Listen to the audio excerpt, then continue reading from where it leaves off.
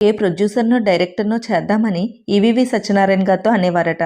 ఒకరోజు రవిబాబు గారు అల్లరి సినిమా స్క్రిప్ట్ రాసి నేను ఈ సినిమాని ఈవీవి సత్యనారాయణ గారు రెండో అబ్బాయితో చేస్తానన్నారట.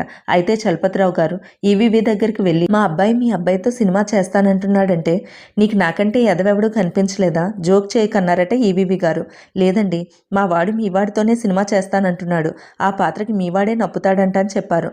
ఆ సినిమాకి ఎంత ఖర్చు అవుతుందో మనమే పెట్టుకుందామని చలపతిరావు గారు అంటే 70 లక్షలు అవుతుందన్నారట రవిబాబు గారు. రవిబాబు గారు 1999లో ఫ్లయింగ్ ఫ్రాగ్స్ అనే నిర్మాణ సంస్థను స్థాపించారు.